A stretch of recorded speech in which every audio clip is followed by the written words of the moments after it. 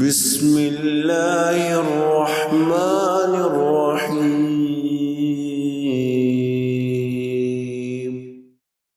نحمده ونصلي على رسوله الكريم اعوذ باللہ من الشیطان الرجیم بسم اللہ الرحمن الرحیم رب اشرح لي صدری ویسر لي امری واحلل عقدۃ من لسانی یفقهوا قولی۔ قرآن کریم میں اللہ رب العزت کا ارشاد ہے فَأَمَّا مَنْ أُوتِيَ كِتَابَهُ بِيَمِينِهِ، اور اس دن جسے اس کا نامہ اعمال دائیں ہاتھ میں پکڑایا جائے گا، فَسَوْفَ يُحَاسَبُ حِسَابًا يَسِيرًا، یہ وہ خوش قسمت ہوں گے کہ جن کا انتہائی ہلکا پھلکا آسان حساب ہوگا، وَيَنْقَلِبُ إِلَىٰ أَهْلِهِ مَسْرُورًا، اور یہ اپنے گھر والوں سے خوش خوش جا ملیں گے۔ وَأَمَّا مَنْ أُوتِيَ كِتَابَهُ وَرَاءَ ظَهْرِهِ، لیکن جس کا نامہ اعمال اس کی پشت سے اس کو پکڑایا جائے گا، فَسَوْفَ يَدْعُو ثُبُورًا، تو یہی قیامت والے دن ہمیشہ کا خسارہ پانے والے ہوں گے، وَيَصْلَىٰ سَعِيرًا، اور اسے بھڑکتی ہوئی آگ کے حوالے کر دیا جائے گا۔ علماء کرام اور مفسرین کرام اس آیت کی تشریح میں بیان کرتے ہیں کہ قیامت والے دن اگر ہم اپنی شریعت کا مطالعہ کریں تو انسانوں کی حساب کے اعتبار سے 5 قسمیں ہوں گی اور 5 گروہ ہوں گے، اور ان 5 انسانوں کی قسموں اور گروہوں میں سے ہر ایک کی اپنی اپنی الگ الگ کوالٹی، پہچان اور اس کا حساب کا طریقہ کار ہوگا۔ تو آج کے اس سیشن میں ہم نے دیکھنا یہ ہے کہ قیامت والے دن یہ جو 5 انسانوں کے گروہ ہوں گے جن کا حساب مختلف انداز میں ہوگا، وہ کون سے ہیں، ان کی کیا کوالٹیز ہیں۔ اللہ رب العزت نے قرآن کریم میں ان کی دنیا کی زندگی میں کچھ اعمال کا ذکر کر دیا ہے کہ جو یہ اعمال کر کے لے کے آئیں گے ان کا حساب اس طرح ہوگا، جو اس طرح کے اعمال لے کر آئیں گے ان کا حساب اس طرح کا ہوگا۔ تو اس حوالے سے علماء کرام کا کہنا ہے کہ ہم اصناف خمسہ، یہ 5 طرح کے انسان ہیں، 5 گروہوں میں بٹے ہوئے۔ القسم الاول، پہلی قسم، یہ وہ انسان ہیں جو مومن ہیں، صاحب ایمان ہیں اور توحید پرست تھے، انہوں نے کبھی بھی اپنی زندگی میں اللہ تعالیٰ کے ساتھ کسی کو شریک نہیں ٹھہرایا، اور المتقون، انتہائی پرہیزگار تھے، اعلیٰ درجے کے پرہیزگار، صاحب ایمان جو کہ توحید پرست بھی تھے، اور ان کے ایمان کی کیفیت یہ تھی کہ نہ انہوں نے کبھی کسی سے دم کرایا، نہ جھاڑ پھونک کرائی، اور اپنے رب پر توکل کرنے والے تھے، اور صرف اپنے رب سے چمٹ کر اسی سے مانگنے والے تھے۔ اس حوالے سے علماء کرام کا یہ کہنا ہے کہ انہوں نے جو دم کبھی کسی سے نہیں کرایا، جھاڑ پھونک نہیں کرائی، اس کا مطلب یہ ہے کہ انہیں اپنے اللہ پر اتنا اعتماد تھا جتنا اللہ کے علاوہ کسی اور پر نہیں تھا۔ انہیں یہ پتہ تھا کہ یقین تھا کہ ہم اپنے رب سے مانگیں گے وہ ہمیں عطا کرے گا۔ اور اس کی مثال کیا ہے، حضرت عبداللہ ابن عمر جو ہیں ان سے کسی نے کہا کہ ہمیں کسی بڑے آدمی نیک سے ملوائیے۔ انہوں نے پوچھا کیوں؟ کہنے لگے کہ ہم چاہتے ہیں ہماری کچھ دعائیں ہم ان سے کروائیں تاکہ قبول ہوں۔ تو انہوں نے کہا اللہ کی فرما برداری کرو اور اللہ سے دعائیں مانگو، اس کے لیے کوئی اور انسان اللہ کے علاوہ چھوڑ کر کسی اور ذات کو طلب کرنے کی کیا ضرورت ہے۔ تو یہ ہے ان کی توحید پرستی کا عالم کہ وہ اللہ کے علاوہ کسی اور کے سامنے اپنا دکھ درد، اپنا شکوہ، اپنی تکلیف بیان کرنے کے روادار نہیں تھے دنیا کی زندگی میں۔ اور پھر اسی طرح سے فرمایا یہ وہ لوگ ہیں کہ جو اللہ تعالیٰ کے فضل سے جنت میں بغیر حساب کے داخل ہو جائیں گے۔ حضور اکرم صلی اللہ علیہ وسلم اس خوش قسمت ترین اور سب سے پہلے گروہ کے بارے میں فرماتے ہیں کہ میری امت میں سے جنت میں 70,000 یا 70,000 لاکھ افراد بغیر حساب کے داخل ہوں گے، اور یہ وہ لوگ ہوں گے جنہوں نے دنیا کی زندگی میں نہ تو کبھی کسی سے دم کروایا ہوگا، نہ دم کروانے کا کہا ہوگا، نہ فال نکالی ہوگی، اور صرف اپنے رب پر توکل کرنے والے ہوں گے۔ اور یہ وہ خوش قسمت مسلمان صاحب ایمان ہوں گے جن کا حساب ہوگا ہی نہیں، 70,000 بغیر حساب کے یا 70,000 لاکھ بغیر حساب کے جنت میں داخل کر دیے جائیں گے۔ اللہ رب العزت سے دعا کریں کہ اللہ تعالی ہمیں بھی توفیق دے، ہمارے پیاروں کو توفیق دے کہ ہم بھی انہی لوگوں میں شامل ہوں۔ یہ وہ خوش قسمت صاحب ایمان ہیں کہ جو جنت میں سب سے پہلے امتیوں میں سے، حضور اکرم صلی اللہ علیہ وسلم کی امتیوں میں سے سب سے پہلے بلا کسی حساب اور روک ٹوک کے داخل ہو جائیں گے، یعنی انہیں راستے میں کہیں روکا بھی نہیں جائے گا، نہ حساب کے لیے نہ کسی اور کام کے لیے۔ اور اس کی وجہ یہ ہے کہ ان کی توحید اور ایمان کا والیوم بہت بڑا ہوگا۔ اگر آپ کو یاد ہو تو ہم نے یہاں سیکھا تھا کہ امام احمد ابن حنبل رحمۃ اللہ علیہ فرماتے ہیں بعض اوقات کسی انسان کا ایمان احد اور یا کسی بھی پہاڑ سے بھی بڑا ہو جاتا ہے۔ حضرت ابراہیم علیہ السلام کی مثال لے لیجئے، ان کا ایمان بڑا تھا تو انہوں نے پوری قوم سے ٹکر لے لی، کس کی خاطر؟ اللہ کی خاطر۔ اور کل مخلوقات جمع ہو کر ان کے پاس آتی ہیں کہ آپ کو پھینکا جانے لگا ہے آگ میں، ہمیں بتائیے کہ ہم آپ کی کچھ مدد کریں۔ تو حضرت ابراہیم علیہ السلام نے کیا فرمایا؟ حسبی اللہ و نعم الوکیل، میرے لیے اللہ کافی ہے۔ یہ ہے ان صاحب ایمان کے ایمان کی کیفیت کہ جو اللہ کے علاوہ کسی اور پر اعتماد کرنے کو تیار نہیں، اللہ کے علاوہ کسی اور پر ایمان لانے کو اور کسی اور سے مدد مانگنے کو تیار نہیں ہے۔ اور پھر ہمارے سامنے اصحاب کہف کی مثال آتی ہے، ساری بستی ایک طرف اور وہ چند نوجوان جو کہ چھوٹی عمر کے ہیں، انہوں نے فیصلہ کر لیا کہ ہم اس غلط قوم کا ساتھ نہیں دیں گے، اور وہ اس بستی سے نکل گئے اور اللہ نے ان کو سنبھال لیا۔ جس کی خاطر نکلے تھے اس نے سنبھال بھی لیا اور اس نے نشانی بھی بنا دی قیامت تک۔ تو یہ ہے ان کے ایمان کی کیفیت کہ ان کا ایمان پہاڑوں سے بھی زیادہ بڑا ہوتا ہے، یعنی کسی کا ایمان جب بڑھتا چلا جاتا ہے تو وہ پہاڑ سے بھی بڑا ہو جاتا ہے، اور انسان اور آدمی کے اپنے سائز سے بھی بڑا ہوتا چلا جاتا ہے۔ تو علماء کرام کا یہ کہنا ہے کہ یہ بنیادی طور پر وہ خوش قسمت مسلمان ہیں کہ جن کا ایمان اور جن کی توحید پرستی بہت بڑے پہاڑ سے بھی کہیں زیادہ ہے، اور پھر ان کا تقوی اور پرہیزگاری اعلیٰ درجے کی ہوتی ہے، اور وہ نیکی کرنے میں سبقت لے جانے والے ہوتے ہیں۔ ان کی خواہش ہوتی ہے ہر نیک کام میں ان کا بھی حصہ ڈل جائے، ہر نیک کام میں جہاں کہیں کوئی نیکی دیکھتے ہیں وہ اس میں حصہ ڈالنے کے لیے پہنچ جاتے ہیں، اور پھر وہ دین حق پر اپنی ساری زندگی استقامت کے ساتھ قائم رہے، ڈٹے رہے، کسی بھی وقت اپنے دین اور آخرت پر انہوں نے کمپرومائز نہیں کیا۔ اور پھر حدیث میں آتا ہے کہ یہ ایک ہی صف میں جنت میں داخل ہو جائیں گے، اور ان میں پہلا انسان اور آخری انسان اکٹھے جنت میں داخل ہوں گے، یعنی کوئی یہ کلیم نہیں کر سکے گا کہ یہ رو پہلے داخل ہوئی ہے، یہ پورے ایٹ ونس جنت میں داخل ہوں گے، حتیٰ کہ ان کا اول اور ان کا آخر اکٹھے ہی داخل ہوں گے۔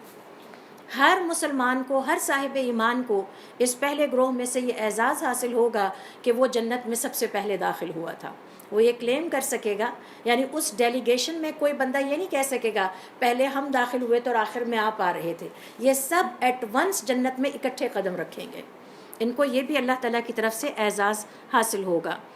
صحیح بخاری اور صحیح مسلم کی روایت کے مطابق حضور اکرم صلی اللہ علیہ وسلم فرماتے ہیں کہ میری امت میں سے 70,000 یا 70,000 لاکھ افراد ایسے ہیں کہ وہ اکٹھے ہی جنت میں داخل ہوں گے، وہاں اول و آخر کی تمیز ختم ہو جائے گی، اور ان کے چہرے 14ویں کے چاند کی طرح خوبصورت سے چمک دمک رہے ہوں گے، یعنی خوشی اور مسرت سے اس دن ان کے چہرے اور جو اعزاز انہیں قیامت والے دن مل رہے ہوں گے اس سے وہ چمک دمک رہے ہوں گے۔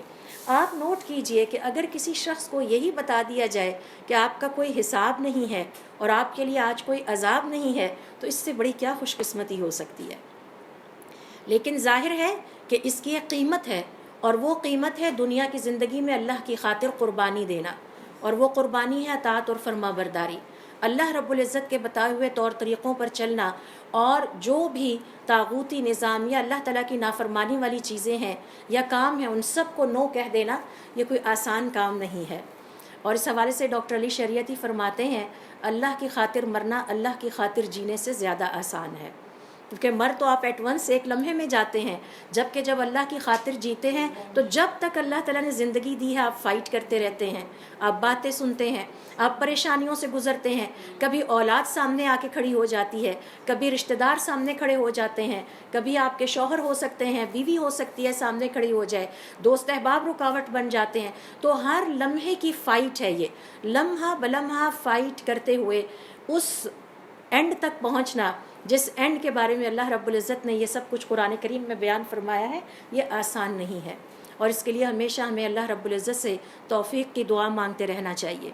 تو یہ ہے وہ پہلی قسم انسانوں کی کہ جو قیامت والے دن بلا حساب اور بلا عذاب اپنی جنتوں میں داخل ہو جائیں گے، اور اکٹھے ہی داخل ہوں گے، ان میں کوئی اول و آخر بھی نہیں ہوگا، اور ان کے چہرے اس دن 14ویں کے چاند کی طرح چمک رہے ہوں گے اور دمک رہے ہوں گے۔ اب ہم آتے ہیں اس حدیث میں ایک بات کی طرف جو کہ ایک ایمبیگوٹی کریٹ کر سکتی ہے، کہ یہ جو کہا گیا کہ نہ وہ دم کرنے والے ہیں نہ وہ دم کرنا طلب کرتے ہیں، کسی سے نہیں کہتے ہمیں دم کرو۔ اس حوالے سے علماء کرام کا یہ کہنا ہے کہ دراصل یہ جو ان کی کوالٹی ہے یہ اس بات کی دلیل ہے کہ وہ اللہ کے مقابلے میں کسی بندے پر اعتماد کرنے والے نہیں، یقین کرنے والے نہیں، ایمان کرنے والے نہیں۔ یہی وجہ وہ کسی سے نہیں کہتے کہ ہمیں دم کیا جائے یا ہمیں جو ہے وہ دم کرو۔ اس حوالے سے علماء کرام کا یہ کہنا ہے کہ پہلی بات تو یہ کہ اس سے پتہ چلتا ہے کہ وہ اپنے رب پر بہت ہی مضبوطی کے ساتھ یقین رکھنے والے، ایمان رکھنے والے اور اعتماد کرنے والے ہیں۔ دوسری بات یہ ہے کہ ان کے اندر دینی خودداری اس لیول کی ہے، اور یہ دینی خودداری ہر کسی کے اندر نہیں ہوتی۔ دین کے لیے خودداری کا مظاہرہ کرنا، ہم اپنی ذات کے لیے تو خودداری کا مظاہرہ کرتے ہیں لیکن دین کے لیے خودداری کا مظاہرہ نہیں کر پاتے، اور یہ کمزور ایمان کی نشانی ہے۔ تو ان کی دینی خودداری کے خلاف ہے کہ وہ اللہ کے علاوہ کسی اور سے مدد طلب کریں۔ وہ یہ بھی اللہ کے علاوہ کسی اور سے کہنا پسند نہیں کرتے کہ آپ مجھے دم ہی کر دیجئے، لہٰذا وہ خود اپنے لیے دعا کرنا پسند کرتے ہیں، خود اللہ رب العزت کی اطاعت گزاری اور فرما برداری کے لیے جو ہے وہ کوشاں رہتے ہیں۔ ایک تابعی سے ان کے گھر والوں نے رزق کی تنگی کی شکایت کی تو انہوں نے کہا وضو کریں اور اللہ کی بارگاہ میں کھڑے ہو جائیں، رزق ہی رزق ہے، یعنی اللہ سے مانگیں۔ تو اس طرح وہ اپنے گھر والوں کی تربیت کرتے تھے۔ تیسرا پوائنٹ اس حوالے سے علماء کرام کا یہ کہنا ہے کہ وہ نہیں چاہتے تھے کہ اللہ کے علاوہ کسی اور سے ان کا تعلق جڑ جائے۔ ہوتا یہ ہے کہ ہمارے عوام کسی کے پاس دم کرانے گئے، شفا تو اللہ کے کلام سے ملی لیکن ان کی عقیدت اس انسان سے جڑ جاتی ہے، اور پھر اس عقیدت کے نتیجے میں غلط قسم کے کام سر انجام پانا شروع ہو جاتے ہیں۔ تو انہوں نے یہ وہ پہلا گروہ ہے جن کا قیامت والے دن حساب کتاب آسان ہوگا۔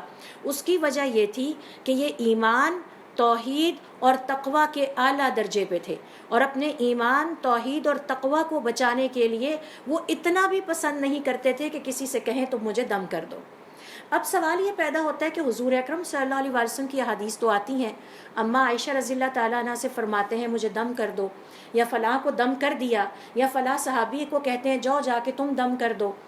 تو علماء کرام کا یہ کہنا ہے کہ آپ صلی اللہ علیہ وسلم اپنی امت کو تعلیم دینے کے لیے ایسا کرتے تھے، کیونکہ ہم آپ سے سیکھ رہے ہیں جو کچھ آپ کر رہے ہیں، تو وہ خود دم کرنا جو ہے بنسبت کسی دم کرنے والے کے پاس جانے سے زیادہ بہتر ہے، اور اس کے لیے بڑی مشقت کرنا پڑتی ہے، تہجد کے وقت اٹھنا پڑتا ہے، اللہ تعالیٰ سے مانگنا پڑتا ہے، کثرت سے اللہ تعالیٰ کا ذکر کرنا پڑتا ہے تاکہ ہماری دعائیں قبول ہوں۔ اور دعاؤں کے حوالے سے ایک اور کلیہ ہمیں یاد رکھنا چاہیے کہ جس نے اللہ تعالیٰ کو، ہمارے تابعین فرمایا کرتے تھے اور صحابہ کرام، جس نے اللہ تعالیٰ کو اچھے دنوں میں یاد نہ رکھا اللہ اسے برے دنوں میں بھلا دیتا ہے۔ تو جب اچھے دن ہوں تو اللہ کو زیادہ یاد کیا جائے تاکہ جب سخت وقت آئے، اور وہ آنا ہے، ہماری آزمائش کے لیے اچھا وقت بھی آنا ہے اور برا وقت بھی آنا ہے، تو تاکہ جب برا وقت ہو تو ہم اللہ رب العزت کو اپنے ساتھ پائیں۔ تو اچھے وقتوں میں اللہ کو یاد رکھا جائے، خوشی کے موقع پر اللہ کو یاد رکھا جائے، خوشی کے لمحات میں اللہ تعالیٰ کو یاد رکھا جائے، تو مشکل اور تنگی میں بھی اللہ تعالیٰ ہمارا ساتھ ضرور دیں گے۔ اب ہم آتے ہیں حساب کے اعتبار سے قیامت والے دن انسانوں کی دوسری قسم پر۔ یہ صاحب ایمان ہیں، پہلے بھی صاحب ایمان تھے لیکن وہ اعلیٰ ترین درجے پر ہیں۔ یہ صاحب ایمان ہیں، توحید پرست بھی ہیں، توبہ کرنے والے ہیں اور اللہ تعالیٰ کی عبادت گزاری کرنے والے ہیں۔ ان کی کوالٹیز ہیں صاحب ایمان، الموحدون، توحید پرست بھی ہیں، شرک نہیں کیا اپنی زندگی میں۔ یہ ستارے کیا کہتے ہیں، یہ نجومی کیا کہتا ہے، یہ کاہن کیا کہتا ہے، یہ پتھر بڑا مبارک ہے، یہ رنگ بڑا مبارک ہے، آپ کے ہاتھ میں لکیر ہے، آپ کے ہاتھ میں لکیر نہیں، یہ سب کچھ انہوں نے نہیں کیا۔ اور التائبون، توبہ کرتے رہتے تھے، جب گناہ یاد آتے تھے توبہ کرتے تھے۔ العابدون، اور اللہ تعالیٰ کی عبادت کرنے والے تھے۔ ان پر ان کے اعمال پیش کیے جائیں گے لیکن ان کا حساب بڑا آسان اور ہلکا پھلکا ہوگا اور انہیں جلدی فارغ کر دیا جائے گا۔ اور اللہ تعالیٰ اپنی رحمت سے انہیں جنت میں جلدی داخل کر دیں گے۔ صحیح بخاری کی حدیث ہے، اما عائشہ رضی اللہ تعالیٰ عنہ فرماتی ہیں کہ حضور اکرم صلی اللہ علیہ وسلم نے فرمایا، قیامت والے دن جس کا بھی حساب کتاب ہوا سمجھو وہ ہلاک ہو گیا۔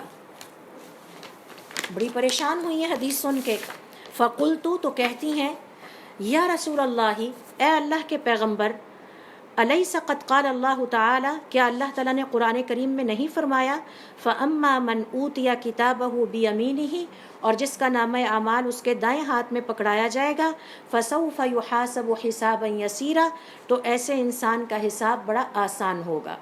اور ہمیں بھی یہ دعا سکھائی گئی ہے، اللہم حاسبنا حسابا یسیرا، اپنے لیے اپنے پیاروں کے لیے جمع کے صیغے کے ساتھ اس کو مانگا کریں، اللہم حاسبنا حسابا یسیرا۔ حضور اکرم صلی اللہ علیہ وسلم نے فرمایا کہ یہ جو حدیث میں الفاظ آئے ہیں اور جو قرآن کریم میں اللہ رب العزت نے فرمایا ہے، اس سے مراد صرف پیشی ہے، لیکن جس کے ساتھ ڈسکشن شروع ہوئی، حساب کتاب اور ایک ایک چیز کے بارے میں گننا شروع ہوا، اور اس کی مزید تفصیل اللہ تعالیٰ اس طرح بیان فرماتے ہیں، وَلَتُسْأَلُنَّ يَوْمَئِذٍ عَنِ النَّعِيمِ، تم سے میں ایک ایک نعمت کے بارے میں باری باری پوچھوں گا، ٹھیک ہے۔ وَلَتُسْأَلُنَّ، یعنی یہ وہ حساب ہے جس کے بارے میں اللہ تعالیٰ قسم فرما کے کہہ رہے ہیں، اور دوہری قسم فرما کے کہہ رہے ہیں، میں ایک ایک نعمت تم پر پیش کر کے تم سے اس کے بارے میں پوچھوں گا۔ تو جن کا حساب سخت ہوگا، اللہ تعالیٰ ہمیں اس سے بچائے، اور اللہ تعالیٰ آسان حساب والوں میں شامل ہونے کی توفیق عطا فرمائے۔ تو یہ حضور اکرم صلی اللہ علیہ وسلم فرماتے ہیں کہ وہ تو پیشی کے بارے میں ہے، اس کے مقابلے میں جس کسی سے ڈسکشن سٹارٹ ہو گئی اسے ضرور عذاب میں مبتلا کیا جائے گا۔ صحیحین میں ایک اور حدیث ہے جس میں حضور اکرم صلی اللہ علیہ وسلم فرماتے ہیں، اور ایک اور انداز حساب کا پیش کرتے ہیں۔ اس سے پہلے کہ میں آپ سے یہ حدیث شیئر کروں، اس کی مزید کچھ تشریح آپ کے ساتھ شیئر کرنا چاہوں گی۔ امام نووی رحمۃ اللہ علیہ فرماتے ہیں، اس حدیث سے جو کہ اما عائشہ رضی اللہ تعالیٰ عنہ کے سامنے حضور اکرم صلی اللہ علیہ وسلم نے بیان کیا، اس سے ہمیں پتہ یہ چلتا ہے کہ قیامت والے دن اس گروہ کا جو حساب ہوگا وہ دو طرح کا ہوگا۔ ایک تو حساب ہے کہ جس کو کہا جاتا ہے حساب یسیر، آسان حساب ہوگا، اور یہ معاتبت کے لیے ہوگا، اور اس کی کیفیت یہ ہوگی کہ اللہ رب العزت مسلمان کو پیش کریں گے جو کہ مومن ہوگا، موحد ہوگا، توبہ کرنے والا، اور اللہ کا دنیا کی زندگی میں عبادت گزار تھا۔ اللہ رب العزت اسے اپنی ایک ایک نعمت گنوائیں گے، اور اس کے بعد اس کا ایک ایک عمل اس پر پیش کیا جائے گا، اور اللہ تعالیٰ فرمائیں گے، یاد ہے نا تم نے یہ گناہ بھی کیا تھا، یہ غلطی بھی کی تھی، لیکن اس کے باوجود جاؤ میں آج تمہیں معاف کرتا ہوں۔ تو یہ معاتبت کی غرض سے، اور اللہ تعالیٰ اپنا فضل اور رحمت اس کو دکھانے کے لیے اس کا حساب اس طرح سے آسان کر دیں گے۔ اس کے مقابلے میں ایک اور حساب ہے جو کہ حساب مناقشہ کہلاتا ہے، جس میں ڈسکشن سٹارٹ ہوگی، لائیں جی جواب دیں، میں پوچھتا ہوں اور اب آپ جواب دیتے جائیے، اور یہ بڑا سخت حساب ہوگا، اور جس سے یہ ہوگا اسے پتہ چل جائے گا کہ میرا عذاب میرے سامنے کھڑا ہے، کیونکہ کسی بھی انسان کے ساتھ جب اس کی غلطیوں پر ڈسکشن شروع ہو جاتی ہے تو اس کا مطلب یہ ہوتا ہے کہ اللہ رب العزت نے اسے توفیق بھی عطا کی تھی، اسے ریسورسز بھی پرووائڈ کیے تھے، اس کے باوجود وہ اپنی زندگی میں اللہ رب العزت کی نافرمانیوں سے باز نہیں آیا، حتیٰ کہ اسے یہ بھی پتہ چل گیا، اللہ تعالیٰ نے یہ سبب بھی مہیا کر دیا کہ یہ کام غلط ہے مت کریں، لیکن اس کے باوجود وہ ان پہ اڑا رہا اور کرتا رہا، اپنی مرضی کرتا رہا۔ تو اس حوالے سے ایک اور حدیث ہے جو اس کی مزید وضاحت کرتی ہے، صحیح مسلم کی حدیث ہے کہ جس میں اللہ رب العزت حضور اکرم صلی اللہ علیہ وسلم فرماتے ہیں، قیامت والے دن اپنے پیارے بندے، جو کہ سیکنڈ کیٹیگری میں سے ہی ہوگا، اپنے پیارے بندے کے قریب آ جائیں گے۔ ذرا تصور کیجئے وہ کیسی کیفیت ہوگی۔ میں کئی دفعہ بیٹھ کے سوچتی ہوں اکیلے کہ جب حضرت موسیٰ علیہ السلام کو اچانک کہا گیا کہ آپ اپنے جوتے اتار دیجئے، اب آپ ایک مقدس جگہ پہ ہیں اور آپ اپنے رب کے سامنے ہیں، تو ان کی اس وقت کیا کیفیت ہوئی ہوگی۔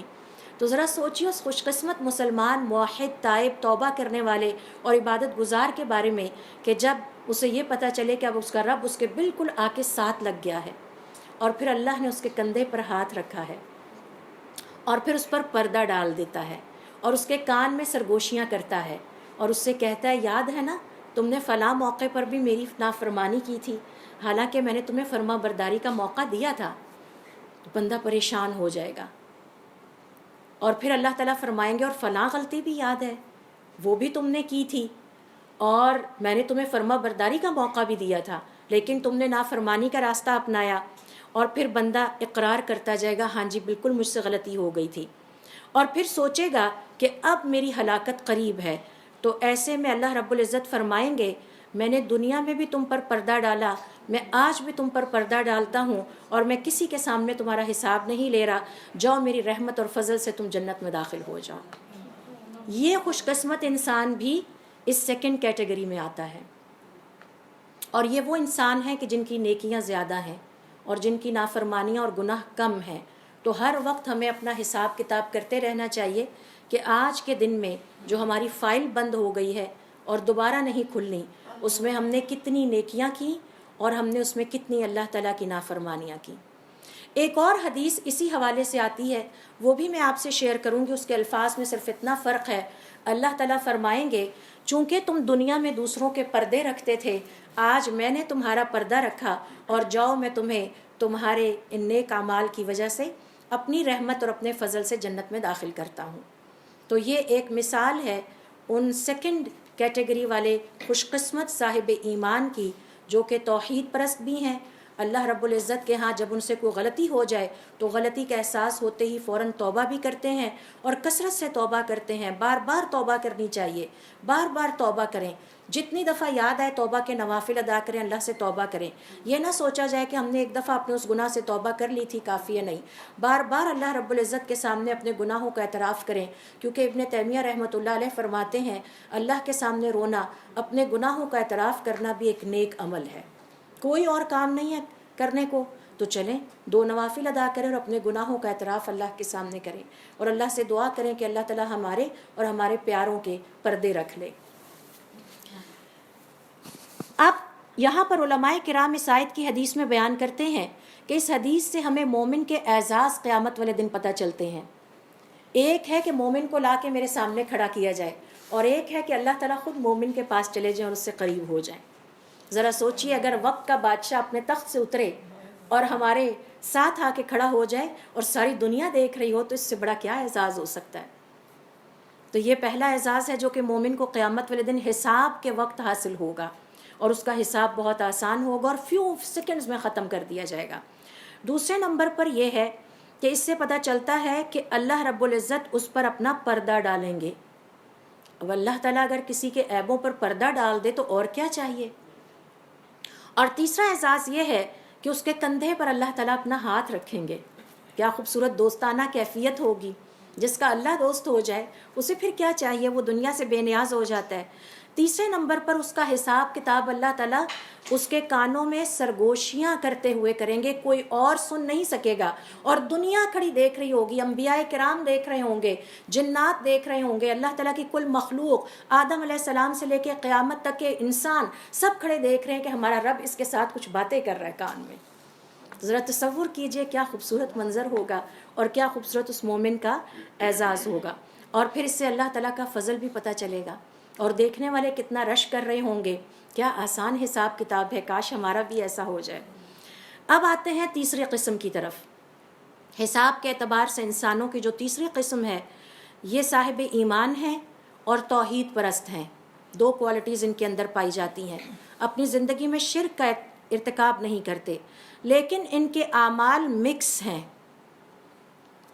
کچھ اچھے ہیں اور کچھ برے بھی ہیں. اور ان کی جو سب سے بڑی غلطی ہے وہ یہ ہے کہ یہ دنیا کی زندگی میں کبیرہ گناہوں کا ڈھٹائی کے ساتھ ارتکاب کرتے رہے. ڈھٹائی کے ساتھ کا مطلب ہے پتہ تھا یہ غلط ہے لیکن کرتے رہے. پتہ تھا کہ غیبت کرنا کبیرہ گناہ ہے لیکن غیبت ان کی گفتگو سے نہیں نکل سکی. پتہ تھا کہ لوگوں کو آپس میں لڑانا، فساد ڈلوانا، پھوٹ ڈلوانا یہ کبیرہ گناہ ہے لیکن کرتے رہے. کبھی رشتہ داروں کو لڑاتے رہے، کبھی کولیگس کو لڑاتے رہے. پھر اسی طرح سے چغلی کرنا کبیرہ گناہوں میں سے ہے، فساد پھیلانا کبیرہ گناہوں میں سے ہے، رشتہ داروں کے ساتھ بدسلوکی کبیرہ گناہوں میں سے ہے. یہ وہ گناہ ہیں جن کے ہم عادی ہو چکے ہیں اور ہم ان کو اپنی زندگیوں سے نکالنے کے لیے سوچتے بھی نہیں ہیں کہ ہم ان کو اپنی زندگیوں سے نکال دیں. اور ان کبیرہ گناہوں پر ڈھٹائی کے ساتھ اڑے رہنے کی وجہ سے ان کے لیے آگ واجب ہو گئی، ان پر آگ واجب ہو چکی ہے. لیکن اللہ کی خاطر انہوں نے پورے خلوص کے ساتھ کچھ ایسے نیک عمل بھی کر ڈالے کہ جس کے نتیجے میں اللہ کی مغفرت، اللہ کی بخشش اور اس کی رضا کے مستحق ٹھہرے۔ لہٰذا اللہ تعالیٰ ان کے بھی گناہ معاف کر دے گا اور انہیں بھی جنت میں داخل کرے گا۔ اور ان کی کچھ مثالیں حدیث میں جو بیان ہوئی ہیں وہ یہاں پر میں آپ سے شیئر کرتی ہوں۔ نمبر 1، حضور اکرم صلی اللہ علیہ وسلم فرماتے ہیں، اور یہ مثالیں ہم نے بڑی غور سے سننی ہے اپنی سیلف ایویلیویشن کے لیے اور اپنی سیلف کریکشن کے لیے۔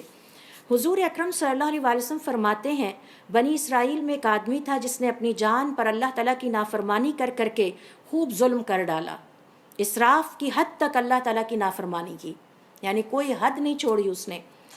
اور پھر جب اس کی موت کا وقت قریب آیا، اس نے اپنے بیٹوں کو اکٹھا کیا اور کہا کہ مجھے اپنے رب سے بڑا ڈر لگتا ہے، جب میں مر جاؤں تو تم مجھے جلا دینا، پھر میری ڈیڈ باڈی کو اچھی طرح سے پیس دینا، پھر جب یہ ذرات میں منتقل ہو جائے تو اسے ہوا میں پھیلا دینا۔ مجھے پتا ہے اگر میرے رب نے مجھے پکڑ لیا تو وہ مجھے اتنا شدید عذاب دے گا جو شاید ہی اس کی مخلوق میں سے کسی کا حق ہوتا ہو۔ فلما مات، تو جب اس آدمی کا انتقال ہو گیا، اس کے ساتھ اس کے بیٹوں نے ایسا ہی کیا۔ فأمر اللہ الارض، حدیث کے الفاظ ہیں، اللہ تعالیٰ نے زمین کو حکم دیا، فقال، اور فرمایا، اجمعی ما فیک منہ، تمہارے اوپر جتنے اس شخص کی ڈیڈ باڈی کے ذرات اکٹھے ہو چکے ہیں وہ اکٹھے کر کے لے آؤ۔ زمین کو حکم دے رہے ہیں اللہ تعالیٰ۔ ففعلت، تو زمین نے ایسا ہی کیا۔ فاذا هو قائم، اب وہ اپنے رب کے سامنے جیتا جاگتا انسان بن کے دوبارہ کھڑا تھا۔ فقال، تو اللہ تعالیٰ نے سوال کیا، ما حملک علی ما صنعت، یہ جو کچھ تم نے کیا کیوں کیا؟ قال یا ربی، اس نے کہا اے میرے رب، خشیتک، مجھے آپ سے بہت ڈر لگتا ہے۔ فغفر لہ، تو اللہ تعالیٰ نے کہا اس کو معاف کر دو۔ ٹوٹل جو ڈسکشن ہو رہی ہے، جو ڈائلاگ ہو رہا ہے وہ بس اتنا ہے۔ بندے کو حاضر کیا، کیوں کیا تم نے؟ اس نے کہا اللہ تعالیٰ مجھے آپ سے بہت ڈر لگتا ہے، فرمایا اسے معاف کر دو۔ یہی وجہ ہے کہ امام ابن تیمیہ رحمۃ اللہ علیہ فرماتے ہیں، اللہ کا خوف دل میں رکھنا مغفرت کے 10 اسباب میں سے ایک ہے۔ اللہ کے خوف سے آپ اپنا ایک قدم پیچھے کر لیتے ہیں، اللہ کے خوف سے آپ اپنی زبان روک جاتے ہیں، اللہ کے پکڑ اور اس کی خوف سے آپ اپنے موقف سے پیچھے ہٹ جاتے ہیں، اللہ کی پکڑ سے ڈرتے ہوئے آپ اپنا حق چھوڑ دیتے ہیں۔ اللہ کو بہت اچھا لگتا ہے، بہت پیارے ہوتے ہیں وہ لمحات جس میں آپ اللہ کی خاطر اپنے حق سے بھی دستبردار ہو جاتے ہیں، اللہ کی خاطر آپ لڑائی جھگڑا ختم کر دیتے ہیں، اللہ کے خوف پکڑ کی خوف سے آپ سب کو معاف کر دیتے ہیں، حالانکہ آپ کا دل نہیں چاہ رہا، آپ کا دل کرچی کرچی ہے، لیکن آپ کہتے ہیں اللہ میں نے سب کو معاف کیا تو مجھے معاف کر دے۔ وہ لمحات بہت خوبصورت ہوتے ہیں، بہت قیمتی ہوتے ہیں۔ تو امام ابن تیمیہ رحمۃ اللہ علیہ فرماتے ہیں اللہ کا خوف دل میں ہونا مغفرت کے 10 اسباب میں سے ایک ہے۔ اب اس کے بعد یہ تھی پہلی مثال، اور میں آپ سے شیئر کر رہی ہوں کہ تیسری قسم کے لوگ جن کا حساب کتاب ہونا ہے، صاحب ایمان ہیں، توحید والے بھی ہیں، لیکن عمل مکس ہیں، اور بلکہ غلطی یہ کی کچھ کبیرہ گناہ بھی کر ڈالے اور پھر ان سے توبہ بھی نہیں کی، کرتے رہے۔ اب اس کی آئیے دوسری مثال دیکھتے ہیں۔ صحیح بخاری اور صحیح مسلم کی روایت ہے، حضور اکرم صلی اللہ علیہ وسلم فرماتے ہیں، بنی اسرائیل میں ایک شخص تھا جس نے 99 قتل کیے، اور اس کے بعد اسے احساس ہوا کہ مجھ سے بہت بڑی غلطی ہو گئی ہے۔ اب وہ ایک راہب کے پاس آیا اور اس سے پوچھا کہ کیا میری بھی کوئی توبہ ہو سکتی ہے قبول؟ راہب نے اس سے کہا نہیں۔ اب اس نے راہب کو بھی قتل کر ڈالا اور 100 قتل ہو گئے۔ اب وہ وہاں سے بھاگ کر ایک قریبی بستی کے پاس گیا اور اس میں سے ایک شخص کو پوچھا کہ مجھے کسی بستی کی طرف جانا ہے، لہٰذا مجھے وہاں پر بھیج دیجیے، میں فلاں ایک انسان سے ملنا چاہتا ہوں۔ اسے راستہ بتا دیا گیا، وہ چل پڑا، راستے میں اس کو موت آ گئی، اور وہ جا رہا ہے توبہ کی نیت سے کہ میں کسی نیک آدمی کے پاس جاؤں، اس سے پوچھوں کہ میں نے بڑے بلنڈرز کیے ہیں اپنی لائف میں، 100 قتل کر چکا ہوں، کیا میرا رب مجھے معاف کر دے گا؟ اب وہ چل پڑتا ہے اور راستے میں اس کو موت آ جاتی ہے۔ ادھر فرشتوں کی آپس میں بحث شروع ہو جاتی ہے۔ رحمت کے فرشتے کہتے ہیں اس کی جان یہ ہمارے ساتھ جائے گا، جبکہ عذاب کے فرشتے یہ کہتے ہیں ہمارے ساتھ جائے گا۔ اللہ رب العزت زمین کو وحی کرتے ہیں، نیک جو اچھی والی بستی تھی اس بستی کی زمین کو وحی کرتے ہیں کہ اس میت کے قریب آ جا۔ زمین سکڑتی ہے، فاصلہ طے کرتی ہے اور میت کے قریب آ جاتی ہے۔ ہم تو اس کو زلزلہ کہتے ہیں نا، پتہ نہیں اس زلزلے میں کتنے لوگوں کی مدد بھی ہوتی ہے۔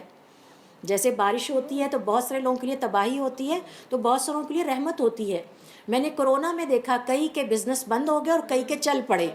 یہ ہمیں کچھ پتہ نہیں کہ اللہ کے حکم سے اللہ کی مخلوقات کیا کرتی پھر رہی ہیں۔ زمین کو حکم دیا، زمین نے فاصلے سمیٹے اور اس کی ڈیڈ باڈی کے قریب آ گئی۔ وَأَوْحَى اللَّهُ إِلَىٰ هَٰذِهِ أَن تَبَاعَدِي، دوسری طرف جو اس کی ہوم لینڈ والی زمین تھی، ہوم ٹاؤن والی، اسے کہا اس سے دور ہو جاؤ۔ کتنی مدد ہو رہی ہے، صرف ایک بندہ توبہ کی نیت سے چلا ہے۔ اور اگر ہم روز توبہ کے 2 نوافل پڑھ رہے ہیں، ہفتے میں 2 دفعہ پڑھ رہے ہیں، یا ہم اپنی عادت بنا لیتے ہیں مہینے میں 2-3 دفعہ توبہ ہم نے ضرور کرنی ہے، تو کتنی بڑی عبادت ہے، ذرا اس پہ آپ اندازہ لگائیے۔ اب وہ زمین اس سے دور ہو گئی۔ اللہ تعالیٰ نے فرشتوں کو حکم دیا، اب تم اس زمین کا فاصلہ ناپو، اگر تو یہ اس بستی کے قریب ہے جس بستی کی طرف یہ توبہ کرنے کی غرض سے چلا تھا تو پھر میں اس کو معاف کرتا ہوں، اور اگر یہ اس بستی سے دور ہے تو پھر عذاب کے فرشتے اس کو لے جائیں۔ تو جب فرشتوں نے ناپا تو پایا کہ وہ اس بستی کے قریب پہنچ چکا تھا جس سے جا کے وہ توبہ کرنا چاہتا تھا، اور اس طرح اللہ رب العزت نے اس کو معاف کر دیا۔ اب یہ شخص مومن تھا، یہ شخص توحید پرست تھا، یہ اپنے رب کو پہچانتا تھا، لیکن زندگی میں اتنے کبیرہ گناہوں کا ارتکاب کر چکا تھا کہ خود بھی اب مایوس ہو چکا تھا کہ پتہ نہیں میری توبہ بھی قبول ہوگی یا نہیں ہوگی۔ تو اللہ رب العزت نے یہ 3rd کیٹیگری کے مسلمان یا انسان ہیں کہ جنہیں اللہ تعالیٰ اپنے فضل سے اور اپنی رحمت سے معاف کریں گے، کیونکہ اس کا یہ عمل خالصتاً اللہ کو راضی کرنے کے لیے تھا۔ وہ اپنے رب کو راضی کرنے کے لیے گھر سے چلا تھا اور پورے اخلاص کے ساتھ چلا تھا۔ تو ہمیں بھی اللہ تعالیٰ توفیق دیں کہ ہم زندگی میں کوئی نیک عمل ایسا کر جائیں جو صرف اللہ کی خاطر ہو اور اللہ تعالیٰ اس کو پسند کر لے اور اس کی وجہ سے ہماری مغفرت ہو جائے۔ چوتھی مثال اس تیسرے گروہ کی ہے، ایک فاحشہ خاتون کی۔ آپ سب، میں حدیث نہیں پڑھوں گی یہاں پر تفصیل کے ساتھ، کہ اس نے دیکھا کہ کتا پیاسا ہے، وہ اتری، اور ایک حدیث میں آتا ہے کہ اپنے موزے میں پانی ڈالا، اور موزے آپ کو پتہ ہے وہ جو لیدر کے ہوتے ہیں وہ والے موزے تھے، اور ایک روایت میں آتا ہے جوتے، غالباً اس کے وہ موزے ہی اس کے جوتے تھے کیونکہ وہ لیدر کے موزوں میں تھی۔ تو اس نے ترکیب سوچی۔ تو اللہ کی مخلوق کو فائدہ پہنچانے کے لیے ترکیب سوچنا بھی ایک نیک عمل ہے کہ میں کیسے ان کو مدد کروں اور کیسے میں ان کی یہ مشکل دور کروں۔ تو اس نے اپنا موزہ پانی سے بھرا، واپس گئی، کنویں میں اتری اور پانی بھرا اور لا کے ایک پیاسے کتے کو پلا دیا۔ اللہ رب العزت نے اس فاحشہ، بدکار لیکن مومن اور موحد خاتون کی مغفرت فرما دی۔ صاحب ایمان تھی، موحد تھی، توحید پرست تھی، لیکن حالات نے مجبور کر رکھا تھا، بدکاری پر بھی مجبور تھی۔ تو اس کا یہ ایک نیک عمل اللہ تعالیٰ کو اتنا پسند آیا کہ یہ 3rd کیٹیگری میں یہ لوگ آتے ہیں جن کی مثالیں میں آپ سے بیان کر رہی ہوں۔ چوتھی مثال دیکھیے ہمارے پاس سنن النسائی میں آتی ہے یہ حدیث۔ حضور اکرم صلی اللہ علیہ وسلم فرماتے ہیں کہ ایک نیک آدمی تھا جس نے کبھی کوئی نیک کام نہیں کیا تھا۔ ہاں، مومن تھا، موحد بھی تھا، لیکن اس نے کبھی بادر نہیں کیا تھا کہ میں کوئی نیک کام ہی کر لوں۔ اور وہ لوگوں سے جب لین دین کرتا تھا تو صرف ایک اچھا کام کرتا تھا، اپنے ملازمین سے کہتا تھا کہ جب تم ادھار واپس لینے جاؤ تو سختی نہ کرنا، جتنا آسانی سے واپس کر دیں، باقی کا چھوڑا نہ، تم انہیں معاف کر دو، اللہ ہمیں معاف کر دے گا۔ اور اس کے بعد جب اس کا موت کا وقت قریب آیا اور پھر اسے اللہ رب العزت کے سامنے پیش کیا گیا، تو اللہ رب العزت نے اس سے پوچھا کہ تمہارے پاس کوئی نیک عمل ہے؟ تو اس نے کہا میں نے زندگی بھر کوئی اور نیکی نہیں کی، ہاں اپنی زندگی میں جتنے لوگوں کو میں نے قرض دیا کسی نے مجھے وقت پہ واپس نہیں کیا اور کسی نے پورا نہیں کیا۔ تو اللہ تعالیٰ فرمائیں گے تو تم نے کیا کیا؟ تو وہ جواب دے گا کہ میں نے اپنے ملازمین سے کہہ دیا تھا کسی کے ساتھ سختی نہ کریں، جتنا جب کوئی واپس کر دے ٹھیک ہے، آج ہم ان کو چھوڑتے ہیں، کل اللہ ہمیں چھوڑ دے گا۔ اللہ رب العزت فرماتے ہیں غفرت لہ، میں نے اس کو معاف کیا۔ تو اللہ کی مخلوق کے ساتھ اچھا سلوک کرنا، ان کی مشکلات، ان کے دکھ درد بانٹنا، اس کے لیے ترکیبیں سوچنا اور پریشان ہونا، یہ بہت بڑے نیکی کے کام ہیں، یہ نیک عمل ہے جو کہ اللہ رب العزت کو بہت پسند ہے۔ 5ویں مثال میں یہاں پر آپ سے شیئر کروں گی جس کے بارے میں سنن الترمذی میں حدیث ہے۔ حضور اکرم صلی اللہ علیہ وسلم فرماتے ہیں اللہ رب العزت قیامت والے دن میری امت کے ایک فرد کو حاضر کریں گے، ایک شخص کو حاضر کریں گے، اور یہ ہم چل رہے ہیں کیٹیگری 3 میں، تیسری قسم کے انسان۔ اور پھر اس کے سامنے اس کے نامہ اعمال پر مبنی 99 رجسٹرز پھیلا دیے جائیں گے، تا حد نگاہ اسے اپنا اعمال نامہ نظر آ رہا ہوگا۔ بھائی جو کتاب ہر چھوٹی بڑی چیز کو لکھ رہی ہے، ہماری خلوتوں تنہائیوں کے مصروفیات لکھ رہی ہے، ہماری زبان سے نکلنے والا ایک ایک لفظ لکھ رہی ہے، وہ چھوٹی تو نہیں ہوگی. تو 99 بڑے رجسٹر اس کے دائیں بائیں اور سامنے پھیلا دیے جائیں گے. تا حد نگاہ اسے صرف اپنا نامہ اعمال ہی نظر آ رہا ہوگا اور کچھ بھی نظر نہیں آ رہا ہوگا. تو اللہ رب العزت اسے کہیں گے پڑھو، کیا اس میں سے کسی لکھی ہوئی چیز کا یا بات کا تم انکار کرتے ہو؟ وہ نظر ڈالے گا اور پھر کہے گا نہیں. پھر اللہ تعالیٰ سوال کریں گے کیا میرے لکھنے والوں نے کہیں تمہارے ساتھ کوئی ظلم تو نہیں کیا؟ ایک دفعہ پھر اچھی طرح دیکھ لو. وہ پھر اپنے نامہ اعمال پر نظر ڈالے گا اور اپنے رب سے کہے گا لا یا رب، اے میرے رب نہیں. پھر اللہ رب العزت فرمائیں گے کیا آج تمہارے پاس کوئی ایکسکیوز ہے، کوئی عذر ہے کہ تم فلاں کام نہیں کر سکے، فلاں میری فرما برداری نہیں کر سکے؟ وہ شخص کہے گا لا یا رب. یہ حساب کی ایک اور کیفیت ہمارے سامنے آ رہی ہے. پہلے پوچھیں گے یہ تمہارا نامہ اعمال ہے، اس کو دیکھ لو. پھر پوچھیں گے میرے لکھنے والوں نے کہیں تمہارے ساتھ ظلم اور زیادتی کیا ہو تو پلیز مینشن کر دو. پھر پوچھیں گے کیا تمہارے پاس کوئی ایکسکیوز ہے جو کچھ تم کر کے آج میرے پاس آ رہے ہو اس کے لیے؟ فَيَقُولُ بَلَا، وہ کہے گا کیوں نہیں. إِنَّ لَكَ عِنْدَنَا حَسَنَةً، ہمارے پاس ایک نیکی ایسی ہے. اللہ تعالیٰ فرمائیں گے تمہیں تو نہیں یاد لیکن تمہاری ایک نیکی ہمارے پاس ایسی ہے. فَإِنَّهُ لَا ظُلْمَ عَلَيْكَ الْيَوْمَ، جس کی وجہ سے آج تم پر کوئی ظلم نہیں کیا جائے گا. پھر اللہ تعالیٰ حکم دیں گے، اللہ کے حکم پر ایک کارڈ نکالا جائے گا جس پہ لکھا ہوگا اشہد ان لا الہ الا اللہ و اشہد ان محمدًا عبدہ و رسولہ. اور پھر اللہ رب العزت فرمائیں گے لا کے اس کے سامنے رکھو، اور پھر کہیں گے اب اس کا وزن شروع کرو. تو وہ پکار اٹھے گا اے اللہ، اس 99 رجسٹر کے سامنے یہ ایک چھوٹا سا کارڈ آپ پلڑے میں ڈلوا رہے ہیں، یہ تو کچھ بھی نہیں کر سکے گا. اللہ تعالیٰ فرمائیں گے انک لا تظلم، میں چاہتا ہوں تمہارے اوپر کوئی ظلم نہ کیا جائے. پھر فرماتے ہیں کہ وہ حدیث میں حضور اکرم صلی اللہ علیہ وسلم کہ پھر اس کا سارا 99 رجسٹرز کا ریکارڈ ایک پلڑے میں اور وہ کارڈ ایک پلڑے میں ڈال دیا جائے گا تو وہ ایک پلڑا بھاری ہو جائے گا. اللہ تعالیٰ فرمائیں گے اسے جنت میں داخل کر دو.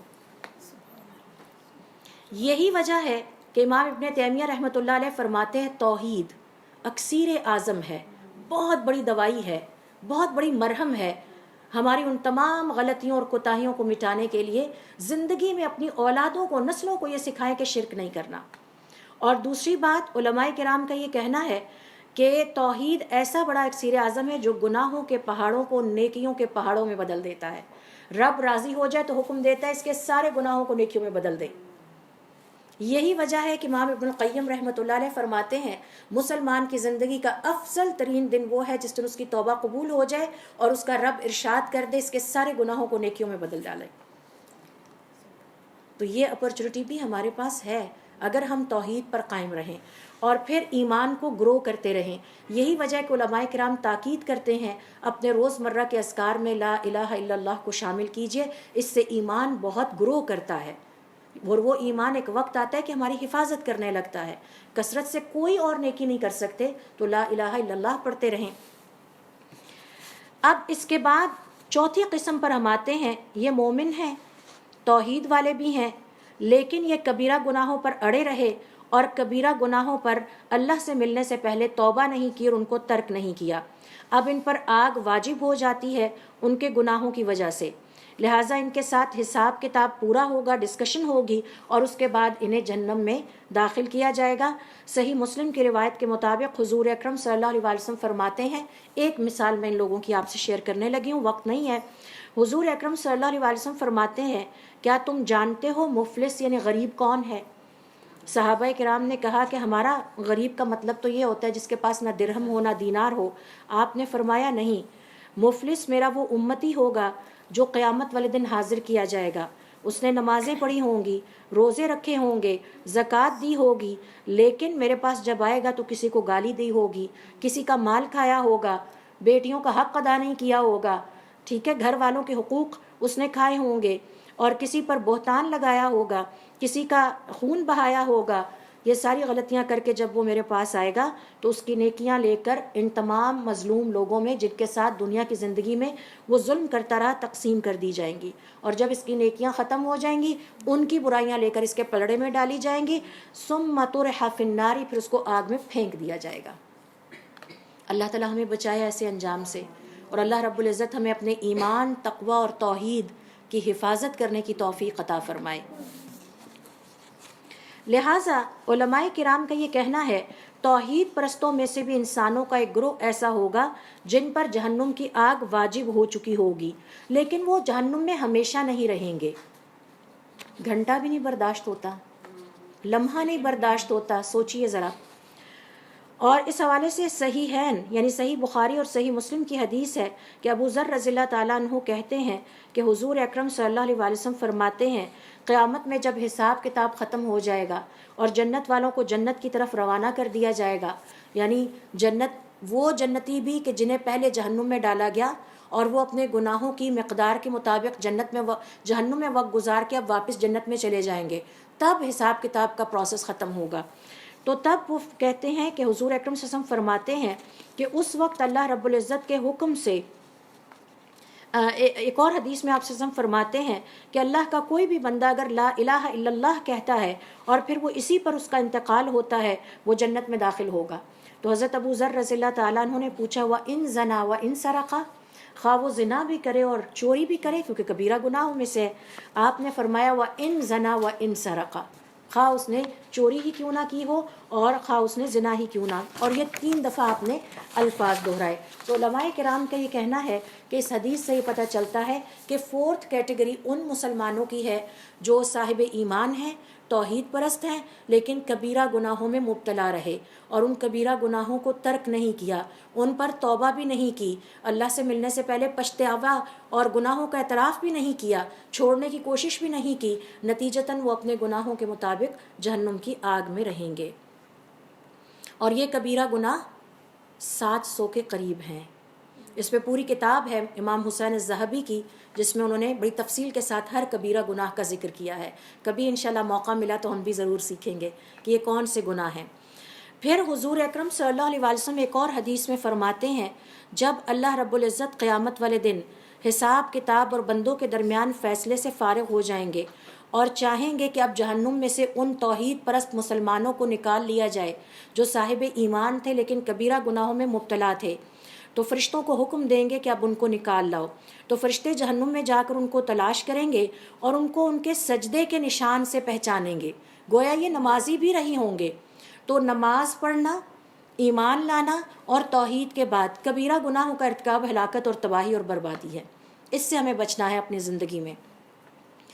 پھر اللہ رب العزت حکم دیں گے آگ کو کہ جس بنی آدم کے ماتھے پر سجدے کا نشان ہو، آپ نے اس سجدے کے نشان کو کھانا نہیں ہے، ختم نہیں کرنا، لہٰذا فرشتے اس سجدے کے نشان سے پہچان لیں گے، اور جب انہیں جہنم سے لا کے باہر رکھا جائے گا تو یہ اس طرح ہوں گے گویا مٹ ہی چکے ہیں، جل جل کے ختم ہو چکے ہیں۔ پھر ان پر پانی ڈالا جائے گا جنت کا جسے ماء الحیاء یعنی زندگی کا پانی کہا جاتا ہے، تو یہ دوبارہ اس طرح اگائیں گے جیسے کہ بیج سے دوبارہ پودا تر و تازہ اگاتا ہے۔ ایک اور حدیث میں ہے کہ حضور اکرم صلی اللہ علیہ وسلم فرماتے ہیں کہ اللہ تعالیٰ قیامت والے دن ہر اس شخص کو آگ سے نکال لائیں گے جس کے دل میں رائی برابر بھی ایمان ہوگا۔ رائی کا دانہ آپ نے دیکھا ہوگا، بڑا باریک سا اور چھوٹا سا دانہ ہوتا ہے، تو اس کو بھی نکال لائیں گے۔ لیکن ظاہر ہے کہ یہ 4th کیٹیگری کے وہ لوگ ہیں جن کا حساب کتاب ہوگا، ڈسکشن ہوگی، سب کے سامنے اوپن ہوگی، ڈسکشن کے علاوہ ذلت اور رسوائی کے عذاب سے بھی 2-4 ہوں گے، اور پھر جہنم میں بھی جائیں گے، اور جب یہ جنت میں جائیں گے تو جنت میں بھی ان کو جہنمی ہی کہا جائے گا، ان کی پہچان ہوگی جو جہنم سے جل کے واپس آئے ہیں۔ تو ظاہر ہے کہ یہ کوئی خوشی کی بات تو نہیں ہے، یہ تو انتہائی نالائقی کی بات ہے، ناکامی والی بات ہے۔ 5ویں کیٹیگری کی طرف آتے ہیں جو کہ آخری کیٹیگری ہے، قرآن اور حدیث کے مطابق ان انسانوں کا حساب کیسا ہوگا۔ یہ وہ لوگ ہیں جو کفر کی حالت میں مرے یا شرک کی حالت میں مرے یا منافقت کی حالت میں مرے۔ بہت خطرناک بات ہے یہ بھی، منافقت، ٹھیک ہے جی۔ اور یہ وہ لوگ ہیں جو اپنی زندگی میں توحید خالص پر پیروکار نہیں رہ سکے، لا الہ الا اللہ بھی کہتے تھے، نجومیوں اور کاہنوں اور جادوگروں کے پاس بھی جاتے تھے۔ آپ کا یہ ہفتہ کیسا گزرے کہ بھی عمل کرتے تھے، کون سا وقت مبارک ہے تو ہم بچی کی شادی رکھیں اور کون سا منحوس ہے تو اوائڈ کریں، کون سا کلر کون سا پتھر، وہ اس شرک سے نکل ہی نہیں سکے، اور اسی پر ان کو موت آ گئی، یہ آگ میں ہمیشہ ہمیشہ رہیں گے۔ اللہ تعالی ہمیں اس سے بچائے، اور اللہ تعالی ہماری نسلوں کو بھی بچائے، ہمارے پیاروں کو بھی اس سے بچائے، اور اس سے کبھی بھی نہیں نکلیں گے۔ اس حوالے سے سورۃ النساء کی آیت نمبر 116 میں اللہ تعالیٰ فرماتے ہیں ان اللہ لا یغفر ان یشرک بہ، اللہ تعالیٰ کبھی اس بات کو معاف نہیں کرے گا کہ اس کے ساتھ کسی پتھر، کسی درخت، کسی جن، کسی شیطان، کسی ذات، کسی کاہن، نجومی یا جادوگر کو شریک ٹھہرایا گیا۔ اور اب آپ کو سمجھ میں آ رہا ہی ہوگا کہ پہلی کیٹیگری والے کیوں کسی کے پاس دم کے لیے بھی نہیں جاتے، اپنے ایمان کی حفاظت کے لیے کہ ہم خود کریں گے یہ۔ وَيَغْفِرُ مَا دُونَ ذَلِكَ لِمَن يَشَاءُ، اس کے علاوہ جو کچھ چاہے وہ معاف کر دے گا۔ وَمَن يُشْرِكْ بِاللَّهِ، اور جس نے دنیا کی زندگی میں اللہ کے ساتھ شرک کر لیا، فَقَدْ ضَلَّ ضَلَالًا بَعِيدًا، وہ دور کی گمراہی میں جا پڑا، اب اسے رستہ کبھی نہیں ملے گا۔ پھر صحیح مسلم کی ایک اور روایت ہے جس میں حضور اکرم صلی اللہ علیہ وسلم فرماتے ہیں خدا کی قسم جس کے ہاتھ میں میری جان ہے، جس یہودی یا عیسائی یا کسی بھی اور دین سے تعلق رکھنے والے نے میرے بارے میں سنا اور وہ پھر مجھ پر ایمان نہ لایا اور پھر اس کو موت آ گئی تو وہ آخرت میں آگ والوں میں سے ہے۔ گویا اب ہماری یہ ذمہ داری ہے کہ انسانیت کو بچانے کے لیے اس پیغام کو عام کیا جائے اور اسے سب تک پہنچایا جائے۔ تو یہ ہیں انسانوں کی وہ قسمیں حساب اور کتاب کے اعتبار سے 5 عدد جو میں نے یہاں آپ سے شیئر کی، اور بہت مختصر وقت میں یہ بہت طویل بحث تھی جس کو میں نے کوشش کیا کہ سمیٹا جائے، اور احادیث سے آپ کے سامنے ان افراد کی کیفیت اور ان کی زندگیوں کی کیفیت بھی آپ کے سامنے رکھی تاکہ ہم اپنا سیلف ایویلیویشن کر سکیں، سیلف کریکشن کر سکیں، اور اپنے آپ کو اللہ رب العزت کی مرضی اور محبت اور اس کی اطاعت گزاری اور فرما برداری کے کاموں پر لگا سکیں۔ اللہ رب العزت سے دعا کرنی چاہیے کہ اللہ تعالی ہمیں اپنے دین کو سیکھنے اور اس پر عمل کرنے اور اس کو اپنے آگے پیاروں تک کم از کم پہنچانے کی توفیق عطا فرمائے۔ سبحانک اللہم و بحمدک، اشہد ان لا الہ الا انت، استغفرک و اتوب الیک۔